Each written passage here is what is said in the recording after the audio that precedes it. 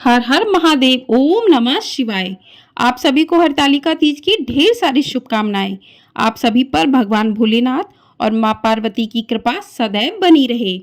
आज की वीडियो में आप जानेंगे साल 2024 में हरितालिका तीज का व्रत कब रखा जाएगा, पूजा का शुभ मुहूर्त क्या रहेगा, व्रत के पारण का शुभ समय क्या रहेगा, क्या पीरियड्स में हरितालिका तीज का व्रत रख सकते हैं, क्या पहली बार हरितालिका तीज का व्रत उठा सकते हैं, बाल कब धोने चाहिए, नहाए खाए कब होगा, सरगी किस समय लेनी चाहिए, इन सभी नियमों के बारे में बात करेंगे आज की इस वीडियो में।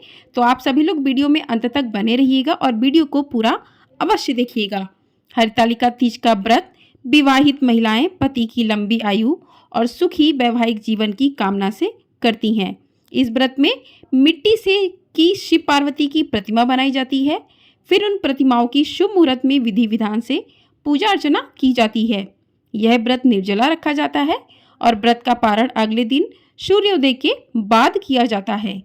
मान्यताओं के अनुसार इस व्रत को करने से महिलाओं को अखंड सौभाग्य की प्राप्ति होती है। दोस्तों, वायरल फीवर की वजह से मेरी आवाज़ बहुत ज़्यादा खराब हो गई है, जिस वजह से आपको शायद असुविधा थोड़ी सी होगी, लेकिन आप लोगों के लिए वीडियो लाना भी बहुत ज़रूरी था, तो मैं वीडियो आप लोगों के लिए लेकर आई। उस वीडियो को ढेर सारा अपना प्यार ज़रूर दीजिएगा। धार्मिक कथाओं के अनुसार हरितालिका तीज का त्यौहार भगवान शिव और माता पार्वती के मिलन का प्रतीक माना जाता है। सबसे पहले यह व्रत माता पार्वती ने भगवान शिव को पति के रूप में प्राप्त करने के लिए किया था। कहते हैं तभी से इस व्रत को करने की परंपरा शुरू हो गई थी। यह व्रत करवा चौथ की तरह ही पति की लंबी उम्र के लिए रखा जाता है। बस अंतर इतना है कि करवा चौथ की तरह यह व्रत रात में नहीं बल्कि अगले दिन सुबह के समय खोला जाता है। सभी व्रतों में सबसे कठिन व्रत माना गया है। इसके अलावा इस व्रत में भगवान शिव माता पार्वती की मिट्टी की मूर्ति बनाकर उसकी पूजा की जाती है। हरितालिका शब्द दो शब्दों से मिलकर बना है, हरित और तालिका, जिसमें हरित का मतलब हरण से है और तालिका का मतलब सहेली से है। कहते हैं जब माता पार्वती का विवाह उनके पिता हिमालय ने भगवान विष्णु से तय कर दिया था, तो पार्वती जी को इस बात से काफी दुख हुआ था, क्योंकि वे भगवान शिव से प्रेम करती थीं और उन्हें अपने पति के रूप में स्वीकार कर चुकी थीं। जब माता पार्वती की सहेलियों ने उन्हें दुखी देखा तो वे उनका हरण कर उन्हें जंगल में ले गईं। माता पार्वती जंगल में जाकर भगवान शिव को पाने के लिए कठोर तप करने लगीं। इसी दौरान भादौ शुक्ल पक्ष की तृतीया के दिन पार्वती माता ने मिट्टी से शिवलिंग बनाया और फिर उसकी विधि विधान से पूजा की। माता ने निर्जला व्रत रखा और रात भर शिव की भक्ति में लीन रहीं। कहते हैं पार्वती माता के इस कठोर तप से प्रसन्न होकर भगवान शिव ने उन्हें दर्शन दिए और पार्वती जी को अपनी पत्नी के रूप में स्वीकार कर लिया। कहते हैं इसी दिन से ही ये व्रत रखने की परंपरा शुरू हो गई। आइए अब जान लेते हैं कि हरतालिका तीज का व्रत 2024 में कब रखा जाएगा और तृतीया तिथि कब से प्रारंभ हो रही है, क्योंकि हरतालिका तीज का व्रत भादौ मास के शुक्ल पक्ष की तृतीया तिथि को रखा जाता है। तो तृतीया तिथि प्रारंभ होगी 5 सितंबर दिन गुरुवार दोपहर 12:22 से और तृतीया तिथि समाप्त होगी 6 सितंबर शुक्रवार दोपहर 3:01 पर। यानी कि तृतीया तिथि जो है वो 5 सितंबर को ही प्रारंभ हो जाएगी 12:22 पे और तृतीया तिथि की समाप्ति 6 सितंबर शुक्रवार दोपहर 3:01 पर होगी। तो उदया तिथि के अनुसार साल 2024 में हरितालिका तीज का व्रत 6 सितंबर दिन शुक्रवार को रखा जाएगा। इसी दिन भगवान शिव मां पार्वती का विधि विधान से पूजन किया जाएगा। आइए अब जानते हैं पूजा का शुभ मुहूर्त क्या रहेगा। तो पूजा का शुभ मुहूर्त रहेगा, ब्रह्म मुहूर्त रहेगा सुबह 6:01 से लेकर 8:32 तक और प्रदोष काल का मुहूर्त रहेगा शाम 6:53 से लेकर 8:16 तक। तो दोनों ही बहुत ही शुभ मुहूर्त है, किसी भी मुहूर्त में पूजा करनी चाहिए। वैसे प्रदोष काल का मुहूर्त जो है बहुत ही ज़्यादा शुभ माना गया है, तो प्रदोष काल के समय भगवान भोलेनाथ की पूजा विशेष रूप से की जाती है। लेकिन यदि आपके यहाँ सुबह की पूजन होता है तो आप सुबह के समय भी पूजा कर सकते हैं। आइए अब जानते हैं कि पारण का शुभ मुहूर्त क्या रहेगा।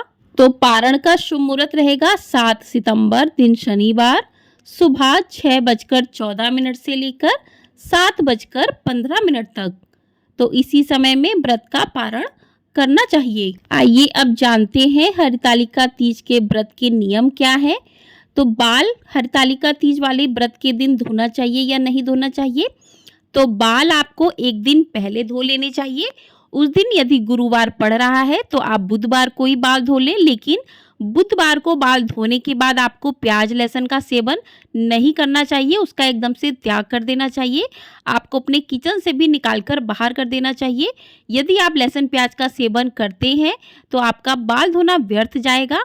यदि आप बुधवार को बाल नहीं धो पाए तो आप गुरुवार को भी बाल धो सकते हैं, क्योंकि बार से बड़ा होता है त्योहार।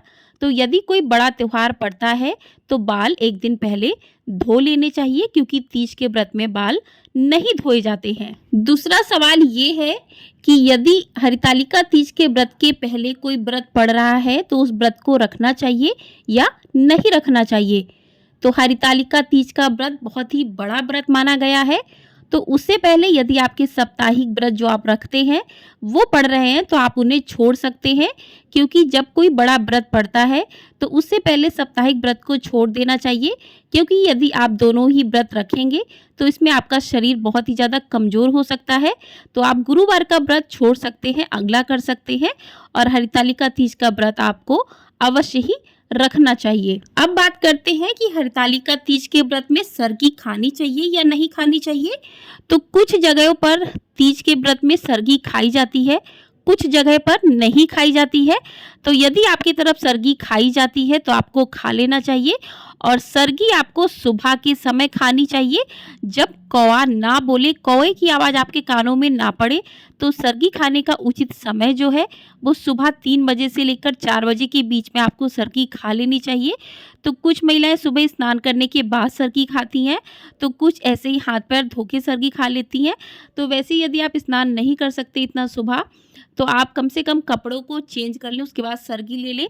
तो सरगी में आप खीरा हो गया, नारियल पानी हो गया, ग्लूकॉन-डी हो गया, ड्राई फ्रूट्स हो गया, फ्रूट्स हो गया, मिठाई हो गई, इस तरीके की चीज़ों का सेवन करें जिससे आपको अधिक प्यास ना लगे। यदि आपको कोई दवाई लेनी है तो वो दवाई आप ले सकते हैं। तो इस तरीके से आप सरगी में हल्की चीज़ों का सेवन करें, और उसके बाद से आपको कुछ भी नहीं खाना है, क्योंकि यह व्रत निर्जला रखा जाता है। तो निर्जला ही आपको ये व्रत रखना होगा। तो सरगी के समय आप इन हल्की चीज़ों का सेवन कर सकते हैं, जिससे आपको प्यास वगैरह जो है वो कम लगेगी। अब बात करते हैं कि यदि आप पहली बार व्रत रखना चाहते हैं तो क्या इस बार आप व्रत उठा सकते हैं। तो यदि आपने शादी से अभी तक इस व्रत को नहीं किया है तो इस बार आप हरितालिका तीज का व्रत उठा सकते हैं। और यदि आप पहली बार व्रत उठा रहे हैं तो आपको कुछ विशेष नियमों का पालन करना होगा। आपको जो भी आप कपड़ा और सुहाग का सामान अपने लिए लेंगे तो वो सारा कोरा होना चाहिए। मैके से कुछ लोगों के यहाँ मायके से आता है सामान, तो यदि आपके यहाँ मायके से आता है तो आपके यहाँ मायके से बोल दीजिए, तो वहाँ से सारा सामान आ जाएगा। तो साड़ी, कपड़ा, सुहाग का सामान जो है आपको नया लेना होगा। और आपको जो दान करने का सामान है वो भी उसमें आपको एक साड़ी और सुहाग का सामान दान करने के लिए लेना होगा। अपनी सास को दान कर सकते हैं, जेठानी को कर सकते हैं, ननद को कर सकते हैं, और पंडित जी को कर सकते हैं उस मंदिर में। तो इस प्रकार से जो है आपको विशेष रूप से थोड़ा इस बातों का ध्यान रखना होगा। और यदि आप पहली बार व्रत उठा रहे हैं तो आपको किस तरीके से व्रत को उठाना है उस तरीके का पहली बार ही मन में बोल दें कि आप शाम के समय पूजा के बाद तो जल ग्रहण कर सकते हैं। तो जैसा आप पहली बार संकल्प ले लेंगे उसी के अनुसार आपको जो है आगे के व्रत रखने होंगे, क्योंकि यह व्रत एक बार उठाने के बाद कभी भी छोड़ा नहीं जाता है। तो इस बात का विशेष रूप से ध्यान रखिएगा। अगली चीज है कि जब नहाए खाए हो जाए, जिस दिन आपने स्नान कर लिया है, बाल धो लिए हैं, व्रत के एक दिन पहले स्नान करने के बाद ही कुछ खाना चाहिए। और जो भी आपको खाना है वो सात्विक ही होना चाहिए, क्योंकि बाल धोने के बाद आपको लहसुन, प्याज, मांस मछली का सेवन बिल्कुल भी नहीं करना चाहिए। और व्रत के एक दिन पहले आपको रात्रि के समय ज़्यादा स्पाइसी नहीं खाना चाहिए। यदि आप ज़्यादा स्पाइसी खाते हैं तो आपको प्यास अधिक लगेगी, तो इस बात का भी विशेष रूप से ध्यान रखना होता है। तो अगला चीज है कि यदि घर में किसी की मृत्यु हो जाती है तो क्या इस व्रत को रखना चाहिए। तो अगर यदि घर में किसी की मृत्यु हो जाती है, परिवार में ऐसा हो जाता है, तो यदि 21 दिन का समय निकल चुका है तो आप सिर्फ व्रत रख सकते हैं, लेकिन आपको पूजा नहीं करनी है। लेकिन अगर 2-4 दिन ही हुआ है तो आपको व्रत भी नहीं रखना चाहिए। लेकिन यदि किसी बच्चे का जन्म हुआ है तो ऐसे में आप व्रत रख सकते हैं, लेकिन आपको पूजा नहीं करनी चाहिए। तो हर जगह पर अपने अपने तरीके से होता है, तो आपके बड़े बुजुर्ग हैं, आप उनसे भी पूछ सकते हैं। जिस प्रकार आपकी तरफ होता है उस तरीके से आप कर सकते हैं। अगला प्रश्न ये है कि लोग के एक बार यदि आपका हरतालिका तीज का व्रत छूट गया है तो क्या दोबारा कर सकते हैं। उद्यापन करने के बाद क्या व्रत कर सकते हैं। तो जी हाँ, यदि आपने उद्यापन कर भी दिया है उसके बाद भी अगर आप रहना चाहते हैं तो आप ये व्रत रख सकते हैं। और यदि आपका व्रत किसी गमी में या फिर सौर में छूट गया है तो आप अपने व्रत को दोबारा से भी कर सकते हैं। अगला प्रश्न है कि हर बार क्या तीज में नई साड़ी लेना चाहिए। तो ऐसा जरूरी नहीं है कि हर तीज के व्रत में आपको नई साड़ी लेनी चाहिए। पहला तीज का व्रत यदि आप उठा रहे हैं तो आपको नई साड़ी लेनी चाहिए, लेकिन अगर आपके दूसरा, तीसरा, चौथा जो भी व्रत है उसमें आपको नई साड़ी ना ले तो भी कोई बात नहीं। आप शादी का जोड़ा पहन सकते हैं, आपके पास कोई कोरी साड़ी रखी है उसे पहन सकते हैं, या फिर आप धुली हुई साफ स्वच्छ साड़ी जो है पहन सकते हैं। लेकिन आपको तीज के व्रत में कुछ सामान अपने लिए अवश्य लेना चाहिए सुहाग का। ज़्यादा कुछ नहीं ले सकते तो आप एक चूड़ी का डब्बा अपने लिए अवश्य ही ले। क्या आपको नया बिछिया हर साल खरीदना चाहिए। तो ये भी ज़रूरी नहीं है कि आपको हर साल नया बिछिया खरीदना चाहिए। यदि आप खरीद सकते हैं तो बहुत अच्छी बात है, यदि आप नहीं खरीद सकते तो कोई ज़रूरी नहीं है। कुछ लोगों के प्रश्न रहते हैं कि क्या प्रेगनेंसी में व्रत को छोड़ देना चाहिए। तो प्रेगनेंसी यदि आपकी है तो आप फल और जूस लेकर जो है व्रत अपना कर सकते हैं। यदि आप इतना भी नहीं कर सकते हैं, डॉक्टर ने आपको मना किया है, तो आप अपना व्रत जो है आपके पति से कह के पति को रखवा सकते हैं, तो आपका व्रत वो पूर्ण माना जाएगा। तो इस तरीके से आप प्रेगनेंसी में इस व्रत को रख सकते हैं। अगला सवाल है कि जो भी प्रसाद हमने भगवान को चढ़ाया है वो हमें कब उठा लेना चाहिए। तो शाम के समय आपने पूजा की है, भगवान को प्रसाद चढ़ाया है, तो वो प्रसाद थोड़ा सा अपने घर में सभी लोगों में बांट दें। यदि आप शाम के समय व्रत का पारण करते हैं तो थोड़ा सा प्रसाद आप ग्रहण कर लें। यदि नहीं करते तो पारण के समय आप उसी प्रसाद को ग्रहण करके ही व्रत का पारण करना चाहिए। और व्रत के पारण के समय आपको एक बात का ध्यान रखना चाहिए कि व्रत का पारण आपको भगवान के प्रसाद से करना चाहिए।